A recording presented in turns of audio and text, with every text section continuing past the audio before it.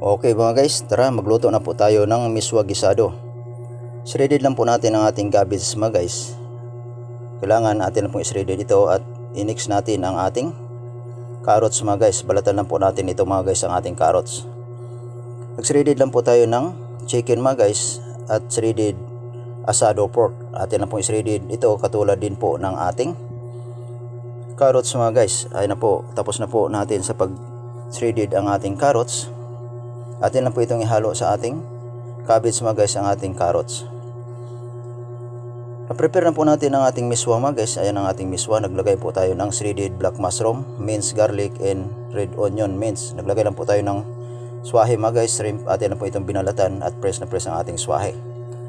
Naglagay lang po tayo ng tubig sa ating kawali mga guys. Pakuluin lang po natin ito at atin po itong ilagay ang ating miswa. Saglit lang po ang pagpakulo ng ating miswa mga guys dahil napakuluan na po natin ito kanina. Ininit lang po natin ang ating miswa mga guys. Ilagay na po natin ito sa strainer mga guys at atin po itong linisin ang ating kawali. Initin lang po natin ito mga guys at maglagay lang po tayo ng cooking oil. Pag okay na po mga guys, mainit na po ang ating mantika. Atin na pong ilagay ang ating shrimp. I-fry lang po natin ito sandali mga guys ang ating shrimp. Half cook lang po ang ating pagka-fry ng ating shrimp mga guys. Antabayanan po natin ito kapag okay na mga guys. Ilagay na po natin ito sa ating strainer. Isuti na po natin ang ating shrimp mga guys. Malagay lang po tayo ng sausing wine. Lagyan po natin na ito ng salt, ajinomoto, chicken powder, white sugar.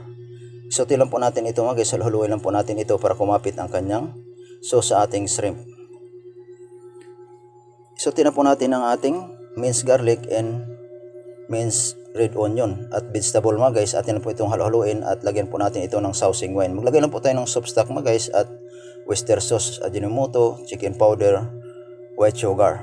Haluin lang po natin ito mga guys at lagyan po natin ito ng light soy sauce. Atin lang po itong haluin at pangpalasa po ng ating miswa gisado. Maglagay lang po tayo mga guys ng sesame oil.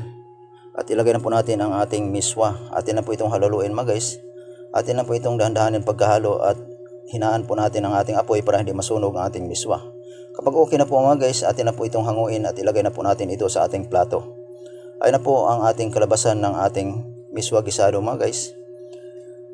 Itap lang po natin ang ating nasuti na shrimp mga guys. Ayan na po ang ating shrimp.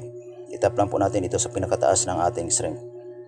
Sa ating miswa gisado. Okay mga guys, nagpan-fry lang po tayo ng yellow egg at shredded lang po natin ito at atin po itong ilagay sa pinakagilid ng ating miswa. Naglagay rin po tayo ng meatball mga guys. Atin lang po itong tinimplahan at atin po itong na-fry ang ating meatball. Ilagay lang po natin ito sa pinakataas ng ating miswa at maglagay lang po tayo ng spring onion at naglagay din po tayo ng fried onion native mga guys sa pinakataas ng ating miswa. Ayun na po mga guys, ready to serve na po sa ating customer. Maraming salamat po mga guys sa inyong panonood sa aking FB page. Maraming salamat po sa inyong suporta mga guys sa aking FB Reels. Maraming salamat po sa inyong mga guys.